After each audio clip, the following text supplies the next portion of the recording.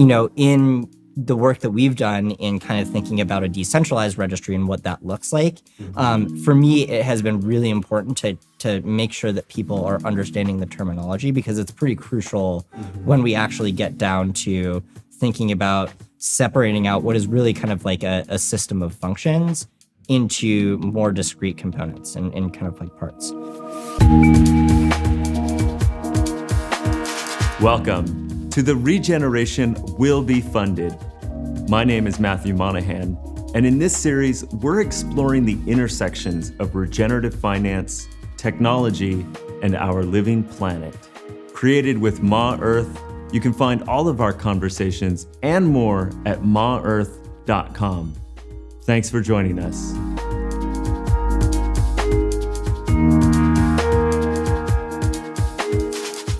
Today's guest is Sam Bennetts from Regen Network. And in this conversation, we go deep into all things registries, specifically registries in the context of eco-credits and carbon credits. Sam is really articulate at distinguishing between the terminology, different stakeholders, and functions of a registry. And the reason this is so important is it helps to inform the question of how do we decentralize registries. This conversation was fairly technical at times, but especially if you're in this field, I highly recommend it. It was recorded at the Eco Weaving Conference at Wilbur in May 2023. Let's dive into my conversation with Sam Bennetts. We're here with Sam Bennetts. Sam is the registry product manager at Regen Network. Thanks for being here, Sam. Yeah, thanks for having me. Maybe just start off, what is Regen Network? So Regen Network is a lot of things. So it originally kind of started as an organization that was focused on helping land stewards make the shift towards regenerative practices and kind of taking agency over governing how they want to value ecological state and how they want to exchange that. And so I would say that, kind of Regen Network as a whole is the community. So it's the community of scientists, technologists, land stewards, investors, indigenous peoples, kind of, in nature itself. And so that's the network. And then through that, Regen Network also kind of is achieving its mission through the use of a blockchain ledger to track information and claims made on ecological state. And so right now, the Regen Network team facilitates in the development of that technology and that neutral set of tools that this larger community can use in various ways, and actually just helping them apply it. So helping design programs and processes and frameworks for defining, ecological state, how you want to value it, how you want to govern it, what the right relationship should be. And what do you mean when you say ecological state? So yeah, that's a good question. It could be kind of defining a lot of things. So, from a scientific perspective, it could be ecological function. So, within the context of, grasslands, it's soil health, it's the, insect population, the bird population, the, kind of like larger, like bison and kind of predators that are, so it's really like the whole ecosystem. And so when we say ecological state, just kind of the state of ecological function at that point in time, including all of the things that are present on it, whether that's, flora, fauna, humans, rocks, and kind of what we're focused on is how are we measuring the improvement in ecological state? So improvements in ecological function, improvements in cohabitation of humans with the environment and animals with the environment. Yeah. Nice. So how did your journey with Regen Network start, and maybe share a bit more about the role you came into? Yeah, so I historically, or by trade, am a scientist, an applied scientist. So when I went to school, I majored in geography and computer science.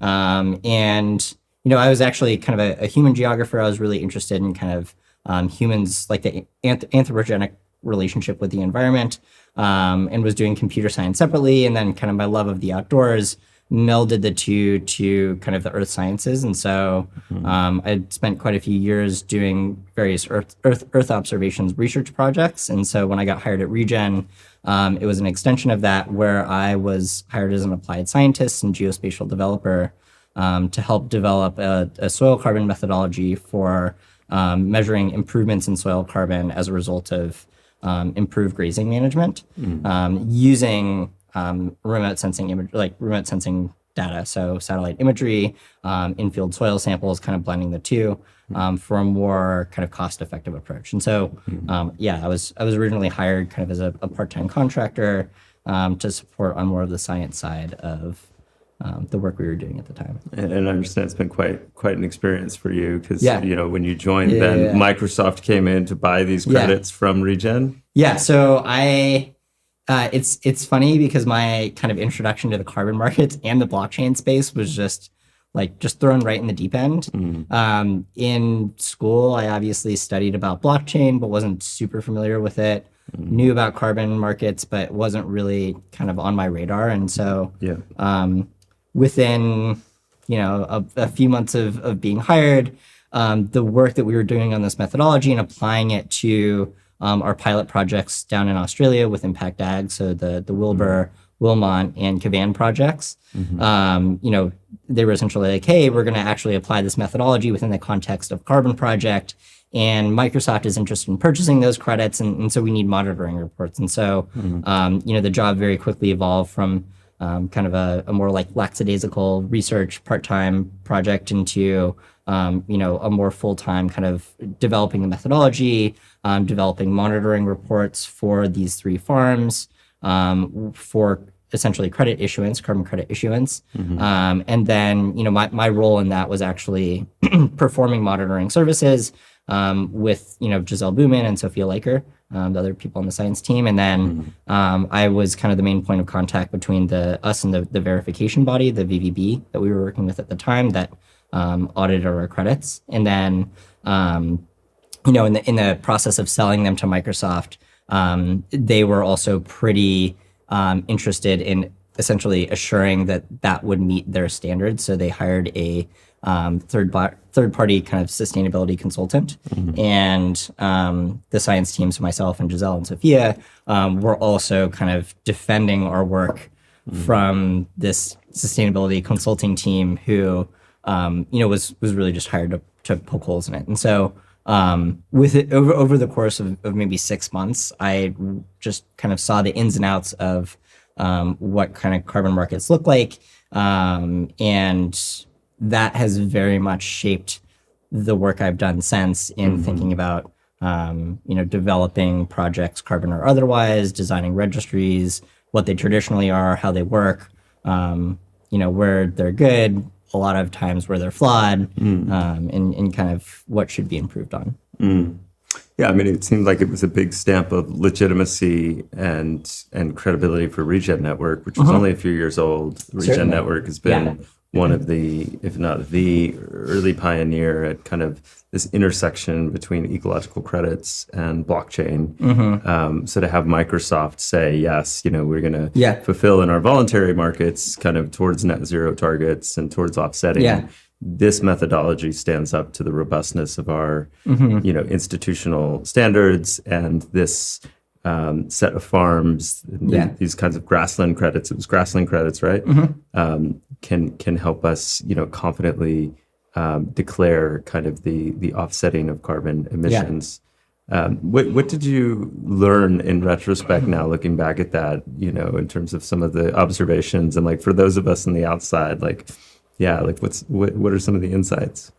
I think from that project specifically, a lot of the insights is it's complicated and confusing. There's a lot of variables at play in the process, and it's a hell of a lot of work to kind of blend all of them together in a cohesive synthesis of work that everyone understands and feels good about. In working with farmers, like we're emailing back and forth with like people on the ground that were taking soil samples, and they collected samples in the wrong place, or the soil was too dry. They put it on a spreadsheet. They like messed up some numbers, and digitizing it. And so like, there's challenges there, and there's a lot of kind of relationship building and trust that you need to cultivate with people on the ground, especially, when you're talking about bringing in tons of different people to help monetize, pieces of this process, and monetize has negative connotations. And so, and that I use that word intentionally because like it is scary, and like trust building is really important for people on the ground. And, so there's that, and it takes a long time, and it's slow, and it's really important to like take the time to do that. And then when you're actually going through the process, carbon markets are pretty strict in terms of their rules. Like that over the last 20 years, rules around additionality and leakage and validation verification, how monitoring should go, what should be reported, who needs to be involved, what certifications you need to have is really important. And so it's like, you're kind of like fighting an uphill battle of saying, hey, we're doing this, we're kind of just going out and measuring, and we have a scientific methodology, and we're open and transparent, and we might not have some of these things, but our analysis shows this is good, and this third-party organization showed that. And so it's just, I think that my initial learning was like, whoa, this is pretty complicated, and it seems like there's more requirements than there should be. And then, actually in the sales process, it's overly strict, and like the buyers, so at the time, Microsoft, they didn't even really fully understand additionality, permanence, leakage, what we were doing. So that's why they hired this consulting team. And, that process was pretty critical. And I would say, not really kind of like the healthy learning environment where it's like, hey, you did a great job. And like, we have some questions here, and maybe we want to improve things here, or like, discount here. It was a lot more kind of, in really intense kind of conversations where it felt like we were being attacked, and oh, you didn't use bulk density in this way, and did you account for gravel content? And and so I think that there's a lot of elements at play, and just the way that it's developed around kind of like institutional and really buy side development of carbon markets has shaped people's perception of like what it means to go through this process, and probably nested in some kind of like more negative tones around the good work that's being done. Got it. Fascinating. Well, I've really enjoyed our conversations the last couple of days, and you've been kind of illuminating for me some of the intricacies of this. And so I think especially for people interested in this arena, your hands-on experience coupled with like your mind's ability to grasp many different moving parts, I think is a real gift. So love to dive in, and maybe we start with kind of the broad, design principles. What are the kind of considerations so you're a product manager specifically for the registry. And so you've been thinking a lot about registries. So maybe just starting with, what are some of the first principles that we should keep at the top? So, I think that we can get into registry terminology in a bit, unless you want to do that now, but we've kind of historically talked a lot about that. But, Regen Registry, which is kind of, Regen Network's native registry program, was really kind of, I'd say, designed in a very different way than traditional registries, where a lot of them are very top down and saying, hey, you have to follow these sets of requirements and programs and standards, and it's gate kept. And so ours is a lot more flexible, where we're kind of trying to support in ensuring transparency, and kind of like the don't trust verify, where we really want to support communities in building bottom-up solutions and being very involved from the start, and kind of like this community-defined legitimacy. And so I think the really important design principles that we've held close to home as we've gone through this journey is really just being transparent about who's making the decisions, how are the decisions being made, why are they being made, what data is being used, what analysis is like, what algorithms are being used. Because the more transparent we can be, the more opportunity, on the buy side they have to have insight into, the credits and why certain decisions were made, but also, just to really kind of open this up to be a more holistic learning experience and invite community members in. It's like, oh, hey, like this group was doing this thing over there, and we really valued that, and we can see why they're doing that and why they made those decisions that previously was kind of confusing. And so I think, transparency is one. Kind of the idea of like nested governance is really important too, where, in contrast to the way carbon markets were developed, and Gregory and I were talking about this, where it's, carbon markets were seeded with, a lot of kind of like, buy side or demand side investment into thinking about how we design these kind of rules and requirements and standards, really just like community centered governance around it, where the people most affected by the problems, the people most intimately aware with the land or the processes or the tools, should be the ones involved in and kind of like governing and leading the conversations about what should be done and making those decisions. And so kind of having the right people in the right places. So I think, transparency, community governed. And then I think, just a more broad one would just be like meeting people where they're at. I think that, we really interact with people on both sides of the spectrum, where some are super experienced project developers, have really well-resourced teams, and, scientists and technologists, and they have great connections with the land stewards and people on the ground they're working with. And other time, and it's really, it's a lot easier for us to work with them because they're, we don't have to, kind of handhold through the process. And then on the other side, it's, I live in Bozeman, Montana, and I work with ranchers that are, trying to get food on the table for their families, and they're really interested in regenerative grazing and making this shift. And, there's a lot of education and kind of just like conversation and like learning and intentional listening that has to be done in that process. And so just wherever people are in the journey, I think it's really important. And what our team has done a really spectacular job in is just like, not saying no, more saying how we can help and kind of like what can be done. Got it. So you said transparency is one of the key principles, community governance, and really that emphasis on how much of this is a buyer-led market versus a supplier-led market, and really appreciating, as we talk about carbon markets, the communities who are most affected by this work. And then just really meeting people where they're at. And maybe like to put a label on that, listening, know. And what about the legal liability aspects of all of this? Like how is that being considered? Yeah, that's pretty, I think that there's a lot to that.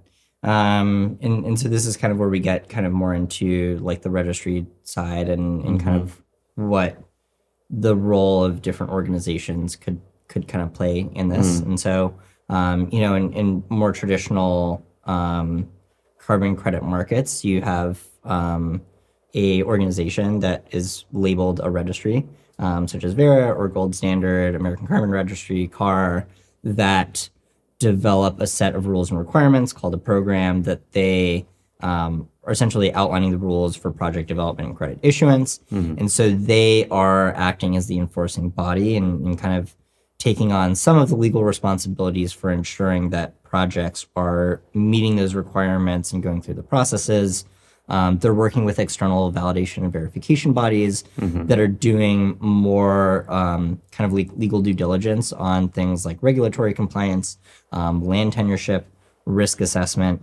And so, they're taking on kind of a lot of the, legal kind of liability, and then also the project developer is taking on some of that as well. And so, in introducing kind of a blockchain ledger into this, where we're intentionally nesting in on-chain identities for different parties, there's a little bit of complexity there because now we're talking about what is in executing certain actions on chain, such as credit issuance, is their liability in taking that action, or is the person that essentially clicked the button or signed the transaction working on behalf of someone. And so, we're trending towards the latter, obviously, but there's kind of that. And then getting into the more off-chain stuff in the work that we're doing, and in which is really supporting third-party organizations and designing their own crediting programs.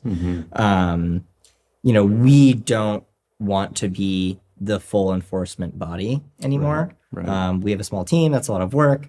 And, so things, what we're doing is largely checking for kind of like completeness, correctness, enforcement on certain things. Like, did you, was there agreement between the monitor and the verifier on the final credit issuance number? Were all the documents uploaded? But things like in them checking like land tenureship, they're providing us with something like a proof that they were able to verify land tenureship. We're not necessarily going into the database and checking that ourselves, and so the liability is a little bit more distributed. And I think over time, as we talk about what it means to decentralize a registry, we can start breaking out these different kind of functions in that make up or constitute issuing a credit or kind of payment for ecosystem service into the appropriate parties where investors, VC firms can take on more of kind of like the financial risk assessment and upfront the liabilities for investors that would be something like parametric insurance or regulatory compliance, the stability of a country's like kind of like political environment or social environment. Right. So what I hear you saying is that we have these traditional registry systems and introducing blockchain along with these kind of associated design principles, certainly through the Regen Network context, affords us kind of new opportunities to redefine what a registry really looks like and maybe some of its component parts. And that obviously has implications for governance, for liability, and kind of community-led stewardship. Maybe it would be useful if we could like take an example. I don't know if it's maybe the ranchers you're working with in Montana, and then kind of walk through a bit of the terminology setting as well. Like you've used the word methodology and standards and programs and just kind of before we go further into the components of a registry, we'd love to make sure everyone's kind of tracking like what's an example of how does the rancher in Montana really participate in this? Cool. Yeah, and I think maybe to do this, I'll probably kind of like talk about the ranching example, and then in defining terminology, talk about what's traditionally done and where we're changing a little bit. Perfect. And so to get into terminology, just to throw out some things. So there's a methodology. Methodologies are typically a set of kind of instructions on how to go through the MRV process, the monitoring, reporting, verification process for a specific land management practice. So in the context of rotational grazing, it would be, you would be using a methodology that's how do you measure kind of soil carbon, additional soil carbon sequestered into the soil as a result of these practices? Where do you collect samples? How do you collect those samples? What should you be testing for at a soil lab? How are you taking that data and turning it into like feeding it into equations that would calculate carbon content, and then between monitoring periods, essentially comparing and figuring out how much more carbon or you've sequestered and what's eligible for credit. So the land management practice is we're going to graze the animals differently in a way that we know based on evidence it's going to sequester more carbon. And so that's the land management practice. And the standard in the methodology is kind of the rules and protocols in which that data is collected.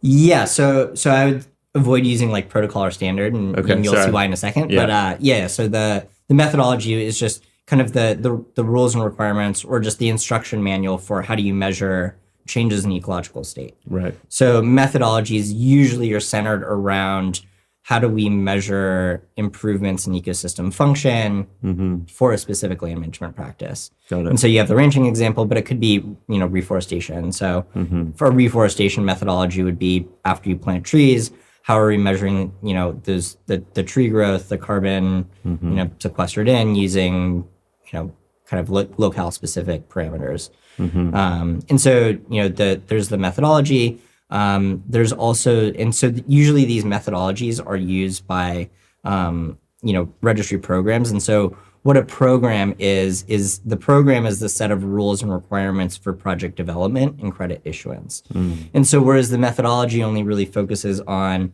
kind of measuring, the ecological state or kind of the science of it, the program actually is the kind of the more strict set of rules and requirements for how do you develop a project, how are you checking for project eligibility, how are you verifying land tenureship, regulatory compliance, if like buffer pool management, or if a project burned down, or if they decided to terminate early, like what would you do in that scenario? And so the methodology is more of kind of like a resource and a guide like that you're reporting against.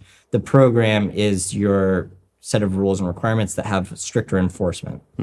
And so in addition to that, you also have the registry, which is itself the digital ledger. It's the database used to traditionally track credit ownership in the state of the credit. So retirement, cancellation, like who owns them. So I'm a rancher in Montana. I've got this land, verifying that that land belongs to me is part of the program, that I qualify for this kinds of carbon credits as part of the program. And when I get into like, okay, here's where I go get my soil samples, here's the lab I send it to, here's how I prove the outcome. That's part of the methodology. And then when it comes time to like store that data somewhere about the ecological state and to track the credits, that's on the registry. Yes. Yeah. Exactly. Got that. Yeah. That was a great. I want to I guess this is great because it's recorded, but just have that and share it with everyone. That I'm it takes a minute. It takes a minute. And so kind of the interesting thing is, so when people use the word registry, it's kind of ambiguous to me, like what they're referring to, because, well, I know what they're referring to, which is like they just see that the overall kind of credit issuance process as, a registry does that, right? So you have like Vera in and of itself as an organization that has developed a set of methodologies and standards. It has developed a program and it operates and manages the registry or the database for all of this. And so it's a centralized organization that essentially plays all of these roles. And so people are like, Vera is a registry. And, in the work that we've done in kind of thinking about a decentralized registry and what that looks like, for me, it has been really important to make sure that people are understanding the terminology, because it's pretty crucial when we actually get down to thinking about separating out what is really kind of like a system of functions into more discrete components and kind of like parts. Yeah, if we're going to evolve these systems, we need to be speaking the same language at some level. Yeah. Are there any other terminology key things that we should define? I don't necessarily think so. So typically, I guess people use the word methodology and protocol interchangeably. So program. So program is like, I would just think about that as like an enforcement kind of document. The registry is a database. People use standards sometimes to refer to, a standard could be a methodology or protocol. It could be a guide. So you have the ISO 14064, 1 and 2 kind of standards. But the difference between a standard and a program is that standards usually don't have that kind of like the more enforcement or. I see. And ISO refers to what exactly? So there's ISO 14064 and 065, which are two kind of internationally recognized certifications for essentially responsibly being able to monitor, report, verify carbon or GHG gas accounting. Like validation verification bodies, Vera, a lot of these organizations will have these certifications because they're the kind of accepted standards for ensuring those organizations have the proper set of kind of like tools and trainings to account for greenhouse gases, whether it's carbon or methane and things like that. So the standards, refer to some sort of commonly accepted benchmarks, but they don't necessarily have the same enforcement capabilities of a program. Yeah.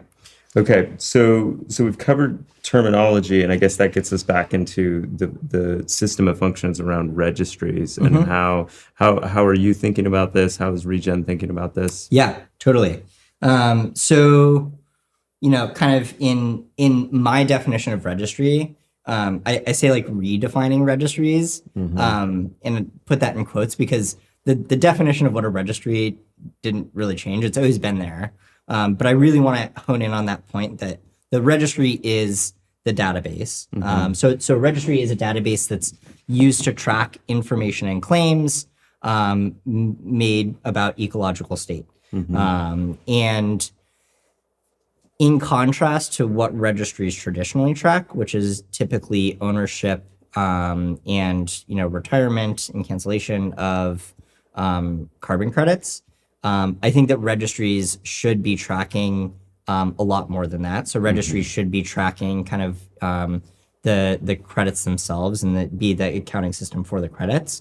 But it should also be tracking, the projects, the documentation. And so we're actually like anchoring, the information, the documentation made by projects about credit issuance on chain, and then also governance. So what we traditionally don't track is who is involved in what decision, how is the decision made, and who voted that way.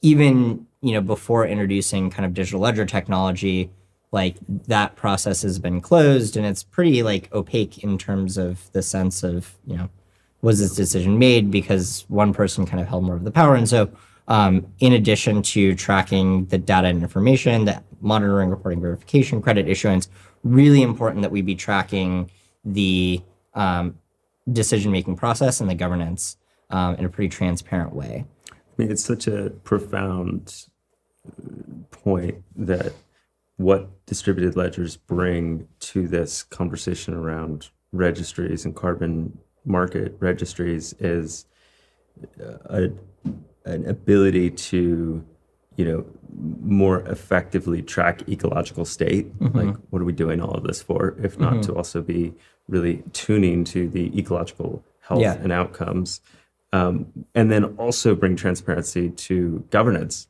where it's been completely opaque and unclear who made what decisions for what reasons and so forth. All of a sudden now that can be brought on chain for archival, for understanding the dynamics and who's guiding these systems. Yeah. And even if it's 3 people, like it's good to know. Right. It provides wayfinding. It provides better context. It offers a natural deterrent to corruption. It creates more, awareness and education. On and on. I mean, do you feel that excitement that like blockchains, what they can do for registries, is like a big step function forward? I mean, you must if you're working in this space. Totally. Yeah. I mean, and I'm not sitting here trying to shill Regen Ledger or the kind of system that we've developed. This is, I'm sure I'm biased because I've been working there for a while, but like in seeing what's out there, I really am pretty bullish on kind of the software and tools that we've built because I think that is the kind of infrastructural shift that is needed to fundamentally change this kind of entire system of how we're tracking things. Yeah. Okay, so we have the database, the enforcement body, and kind of the methodology and the standards creator. And those are kind of, I guess, those 3 systems. Yeah, 3 functions. So is your vision that these all start to kind of modularize and split out? Yeah, so I would say, and that was really well put. And so I would say that those kind of 3 systems would be, at least in my current thinking, kind of the foundation for how we would think about starting to separate out or decentralize a registry. And so if we were to go through the life cycle of, coming up with an idea, of implementing a land management practice, developing a methodology, all the way to credit issuance,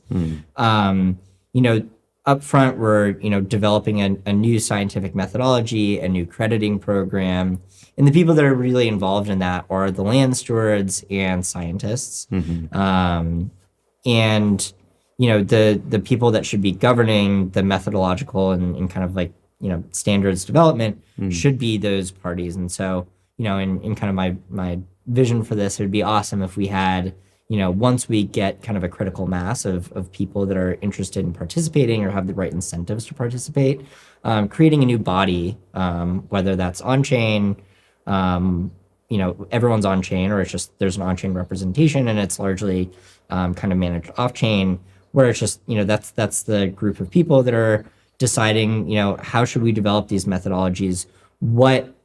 Who should be involved in the decision-making process?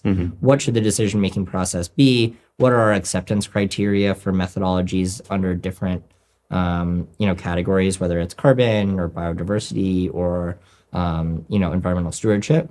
And so I think that would be kind of a good foundation, which is more the upfront origination. And then, I think it's important to call out the difference between voluntary and compliance, because if we're also thinking about compliance, we should also be including in, probably people from, government bodies, legislatures, that are thinking at a more kind of either national or international level. And obviously, we've been talking with Atosa about all the work that they've done in Ecuador to think about how they're handling that between kind of the larger country and the Amazon Sacred Headwaters that's managed by the 12 tribes. And so I think that is like another important piece to consider in that first kind of function, which is methodological and standards creation, or methodology and standards creation. And so you're implying as well, like that you're not just talking about carbon. Yeah. Yeah. So tell me more about that.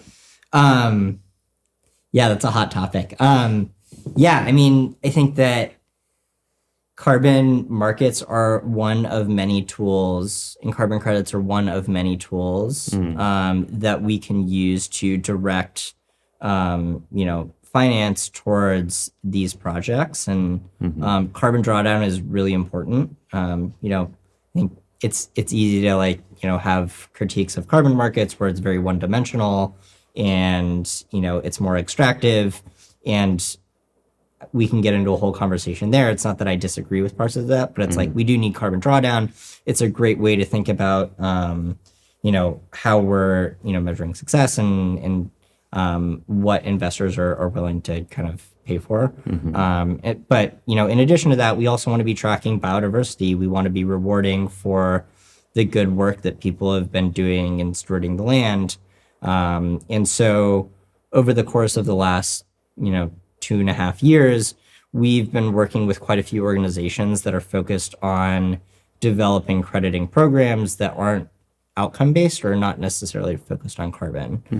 So we have ones that are looking at jaguar species protection and keystone species protection, environmental stewardship, where you're rewarding for the successful implementation and kind of stewarding of the land, as opposed to improvements in ecosystem function or carbon drawdown. We have those that are looking at kind of improvements in biodiversity. So, did we actually see more animals in this area, or more microbes in the soil? So in the work that we've done, we've really been thinking about kind of the more holistic approach and being creative and thinking about a variety of approaches. And you mentioned that outcome one to me yesterday in the context of soil carbon, and where like soil carbon is difficult to always pin down, and so focusing more on kind of environmental stewardship. Can you share more about that example? Yeah, totally. So soil carbon is, and maybe to frame this, so soil carbon is really important. I'm pretty sure that the numbers are that, the soil, I think, stores anywhere between 1,500 and 2,000 gigatons of carbon. And to frame that, I'm pretty sure that there's only like 70 gigatons in the atmosphere. So like quite a bit of, like soil carbon has huge potential. But because we have to dig soil like like take soil samples, actually like dig it up to know what's happening there. It's a very kind of nascent and nascent field, and our understanding of soil carbon is still evolving. Yeah, we do the emissions trading scheme in New Zealand, which governs carbon credits, has been around for several years, drives huge economic decisions, and does not look at soil carbon. It only looks at tree above ground carbon, sequestration. So farmers don't get to participate in the carbon markets because of that. Or in forestry, there's no weight given to the underground carbon from rich biodiverse native forestry ecosystem versus a pine plantation, which I love to rail on. Yeah. So anyway, which is wild because there's just there's so much there because of the presence of trees. Exactly. Yeah. It's like, I mean, there's so much happening beneath our feet, and if we're constructing markets to dictate and guide our behavior of land management, and then we just don't even track anything because we can't measure it easily. Right. So how are you thinking about ways to get around this? And so I mean, just mentioning kind of like trees, it's just like we don't even know, like the idea of like soil carbon permanence, where it's just like how long does it stay in the soil, like will it stay there for 30 years. There's it's up for debate because we don't know, is the carbon is it more cyclical? Is it more, it is usually more sensitive to, things like drought. If there's more water, the microbes in the soil are happy, especially if you're running a good land management practice. If there's a drought, you're going to see drops in soil carbon. And so that idea of like a linear increase within a context of a carbon project isn't necessarily bad, but it's not the risk that you would want to impose on a farmer or like a rancher that would really need kind of that extra income to, ease the shift in towards a more regenerative practice, especially if he's, kind of taking a risk on like less, being able to sell less cattle and all of that. And so we've been exploring this idea of environmental stewardship, and we did this specifically with sheep grazing and vineyard systems here in California. So we're working with this organization, Fibershed, that sells wool from sheep that have been in kind of regenerative grazing operations.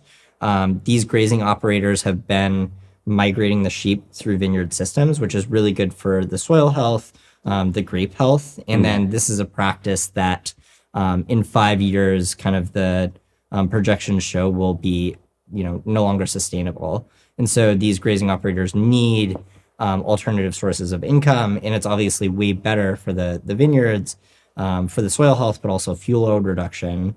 And so what will no longer be practical in 5 years? Just the grazing operators being able to sustain their practice and their livelihood. I see.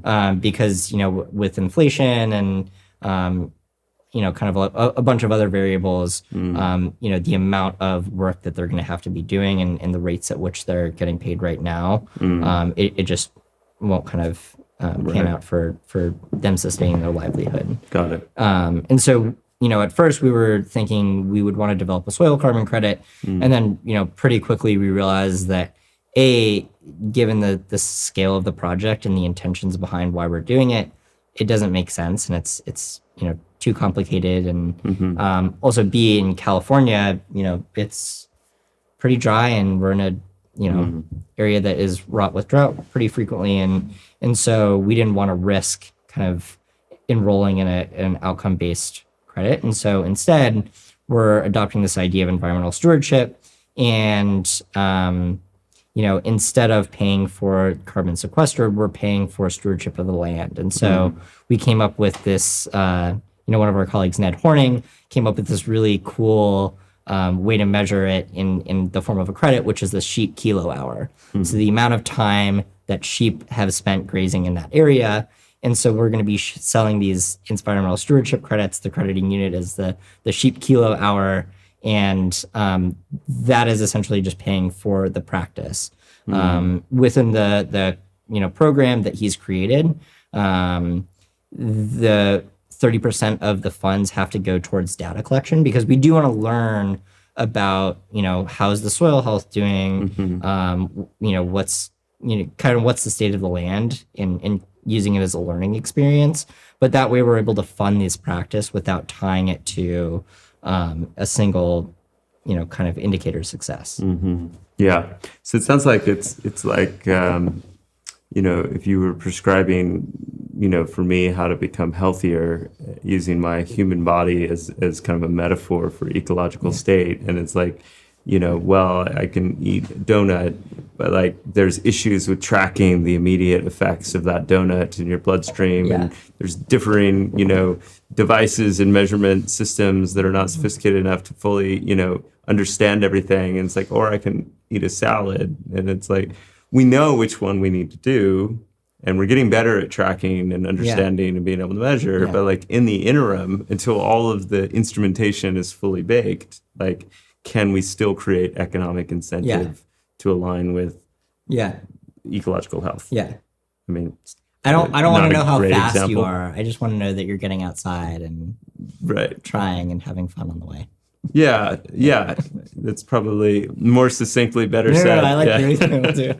Okay, so what else about credit classes? Like what is a credit class? Yeah. And I know you have this idea of containers as well. Yeah. Help me navigate that. No, this is great because I think I've talked about carbon credits and I've talked about these environmental stewardship credits and Jaguar species protection or Keystone species protection credits. It's like how the heck are we managing all of this on a single registry or again, which is the database. And so this is where we get into the design of the eco credit module on Regen Ledger and why I'm pretty excited about it as maybe a first user is that we've introduced this idea of a credit class. And so from a technical perspective, what a credit class is it's kind of a closed container that can be used to issue credits of a single credit type. And so when we're talking about credit type, a credit type is the unit of measurement that we're selling. So it could be a carbon credit, it could be the sheep kilo hour, it could be the permanent protection unit that we've talked about. It could be a water quality metric, but it's the thing that people are paying for. And so within a credit class, you can register projects. And for those projects you can only issue credits of that credit type. And so, because we're able to keep kind of the issuance of bespoke credit types within these containers, we can actually allow for the registry to become more of a clearinghouse where we can issue sheep kilo grazing hour credits and environmental stewardship credits alongside carbon credits, alongside biodiversity credits or whatever else. And so kind of the ways that we're using credit classes is in some scenarios, we're just using credit classes to represent a single methodology within a larger program. So we actually developed, the Regen Registry program a few years ago, and people really like that structure and they like that framework. And so they're registering credit classes for, biochar production or rotational grazing or regenerative farming, like regenerative cropping practices under our program. And so they each have a credit class and the credit class is using that program. And so in doing so, the biochar experts in the Pacific Northwest, they can kind of take the reins and govern their own, methodology and crediting system. And that's completely separate from, climate farmers out in Europe that is using a completely different credit class and governing it themselves in a completely different context for issuing carbon credits to reward the adoption of regenerative farming practices. And so, we kind of use them in that way. But then it's also cool because they can be really flexible. If tomorrow Vera wanted to use a credit class to represent its entire kind of program and registry, it could, because Vera only issues carbon credits. And so they could set up their own credit class on, Regen Registry or Regen Ledger and issue all the credits that they've been issuing, kind of in a digitally native way, which I think is really cool. And in that way, for me, there's potential for the registry to aggregate and become more of a clearinghouse of different kind of crediting systems and kind of the database that's tracking a bunch of different people's work. So if I understand correctly, ability of this Regen registry is to house different credit classes, whether they're carbon, biodiversity, water, different stewardship practices, et cetera. And then that allows for nested governance of those different classes. Which that's kind of the key piece right there is, within a credit class, you have the credit class admin who can manage an issuer list. There's a bunch of on-chain roles nested within a credit class. And we don't really need to get in there, but what's really important is that once that's been instantiated, the community can decide how they want to use it and how it evolves over time. And so, initially, maybe we just have a credit class governed by the organization that developed the methodology or the program, and they're using it to issue credits to the land stewards that they're working with. But over time, we can start to get those land stewards involved in, governing the, rewards distribution, or, we can start to represent them in various ways. We can involve scientists in helping upgrade the methodology for that credit class. We can involve buyers or investors that want to underwrite project costs up front. And so, for each of these, kind of crediting systems, we can have the right community governing that. And it could be like bioregional, there's a lot of, it'd be really interesting if we just had bioregional credit classes that we have one for Skagit County in Washington State. We had one for the Amazon Sacred Headwaters.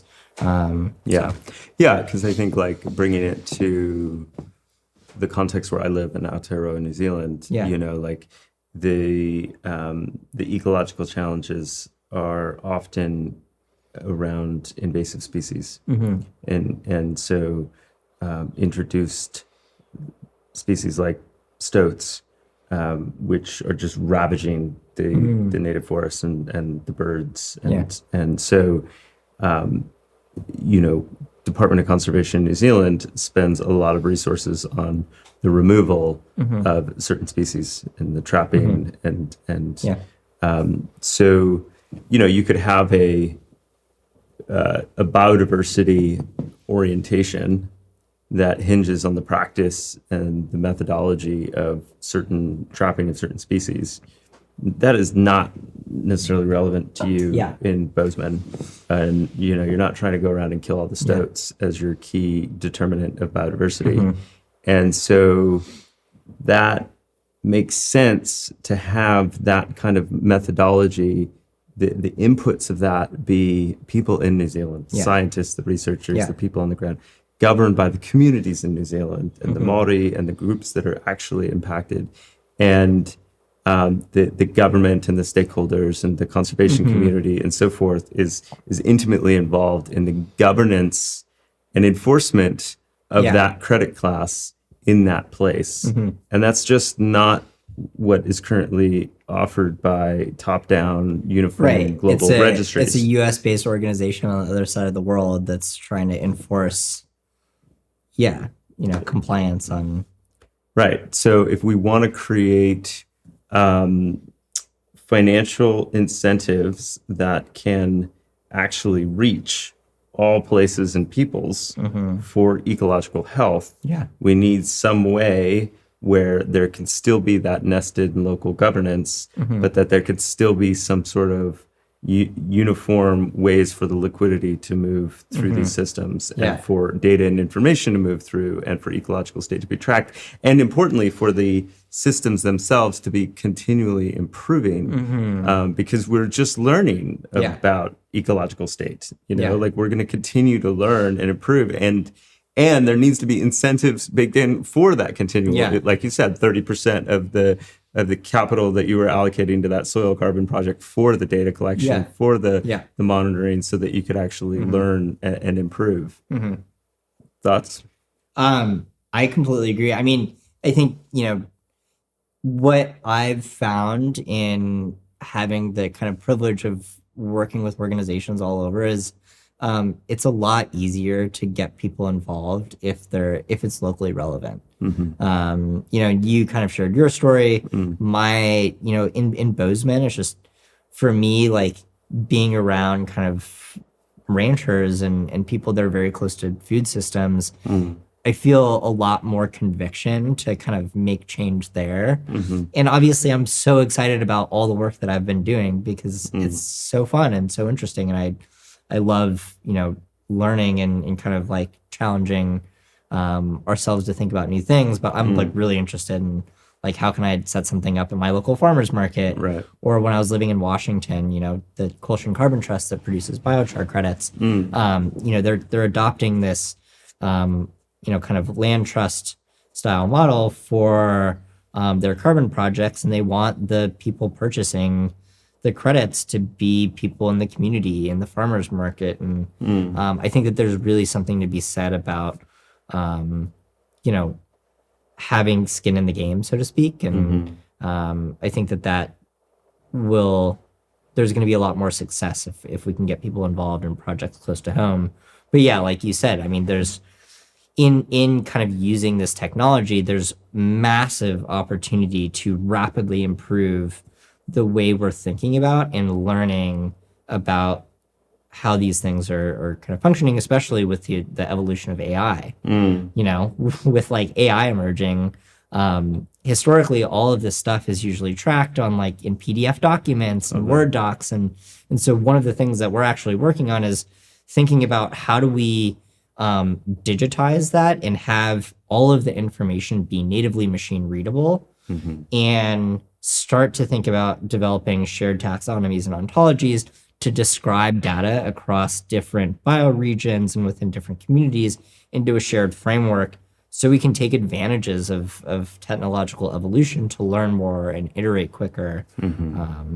Yeah, I guess I just emphasize those points about like, so it's not only that the interventions may look different in New Zealand versus Bozeman, but there's also many interventions within any given landscape, right? And so, not only does a one-size-fits-all institution in the United States dictating how this gets done everywhere doesn't really work, but just saying it's just for carbon also doesn't make sense, right? We need to create technologies and tools that allow for a wide and vast range of possibilities, and for communities to come up with their own in relationship to the dynamism of what's happening in the current weather on the ground with the local context and everything else. And so maybe there's, massive droughts that are happening. Well, like what are the values placed on different forms of water conservation credits, and how does that trickle through, and that's a different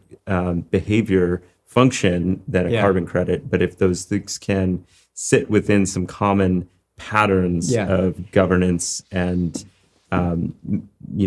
ways of reporting and storing data and enforcement and so forth, then we can move much more quickly across all of these cascading interventions in the landscape. The other thing it comes to mind is like when I hear people who are still resistant to even the conversation about climate change, I often experience this skepticism of humans' ability to model the complexity of life and, the repeated failures of various forecasting, like to get it right.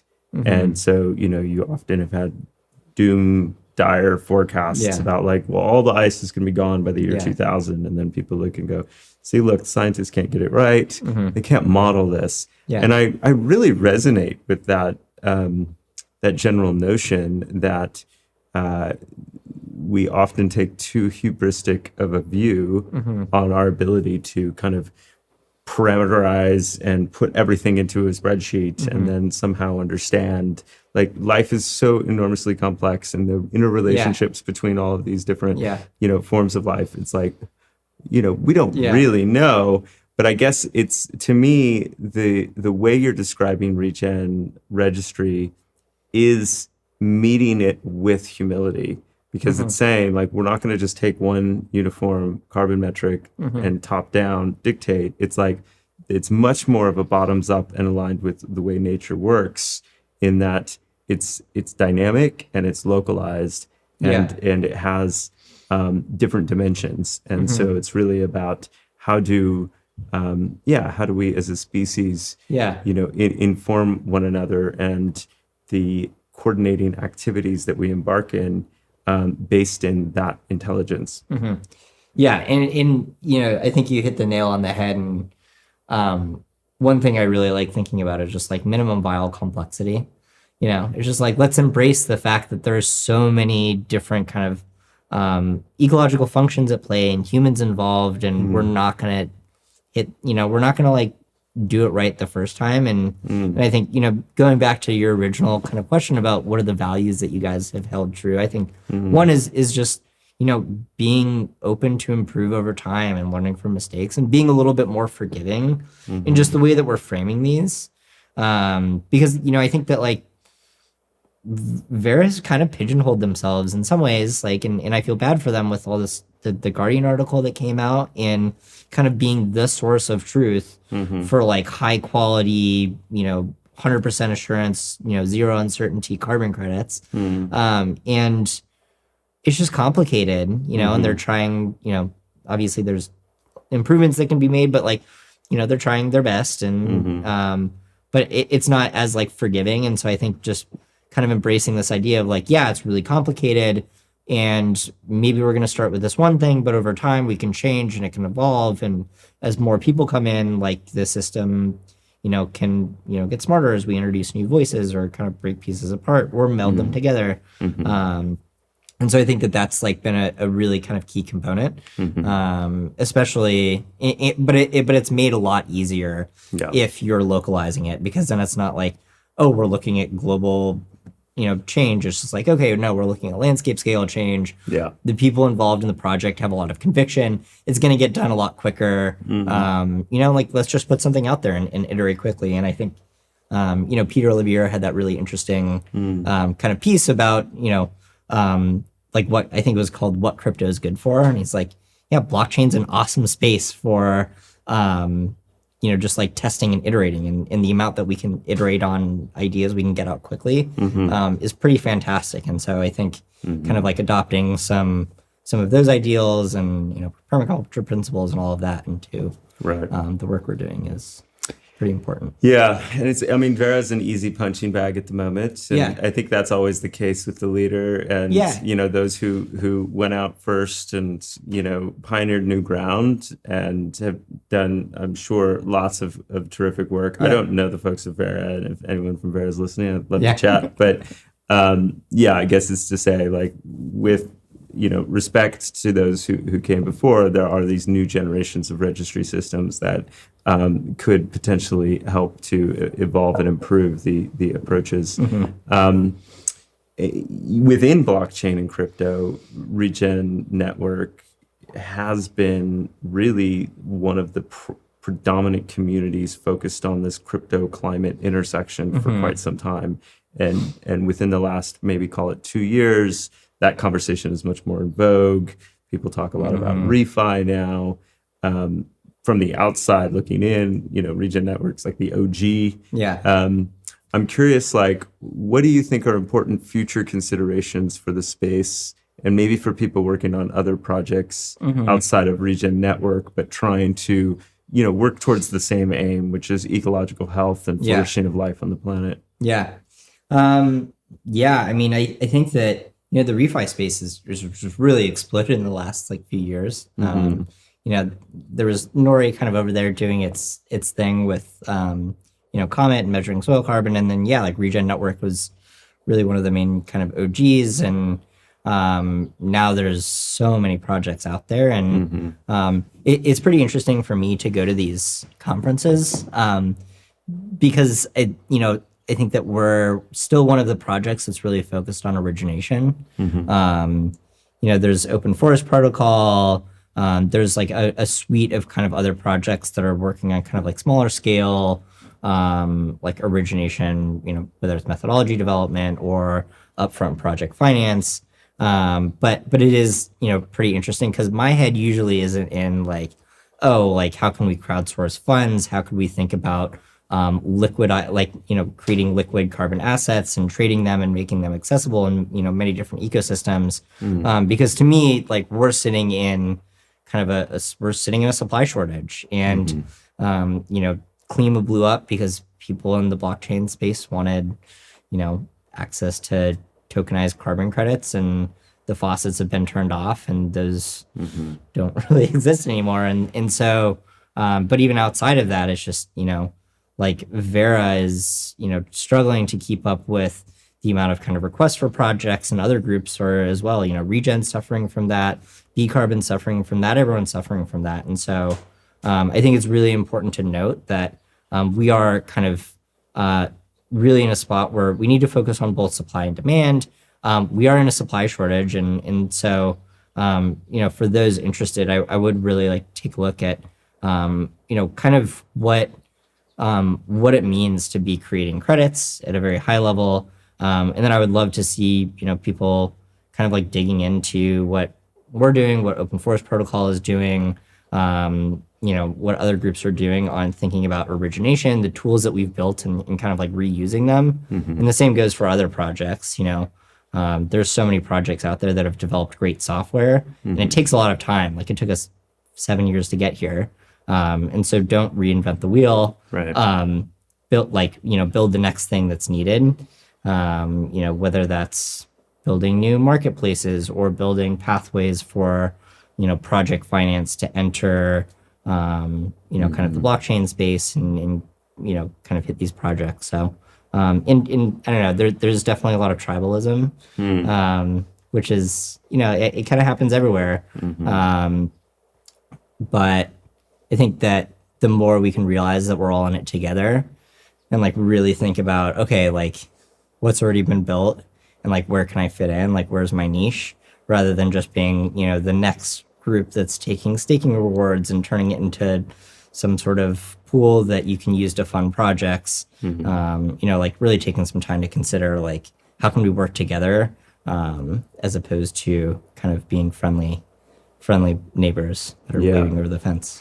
Yeah, it feels like, the space is so enormous. The task is like so enormous. Yeah. And so if we are on the cusp of broad adoption of distributed ledger technologies for measuring ecological state and creating incentive mechanisms and payments and so forth, then it means that like the market is going to explode in size, like way bigger than whatever the current market is. And so therefore, like, there's enough for everyone. Like, there's not a need to like be overly monopolistic and trying to capture a bunch of the network or value at this particular moment in time, especially when life on the planet is at stake. And so it is interesting, like the architecture of crypto being so tribal in all of its spaces, you know, not just within this kind of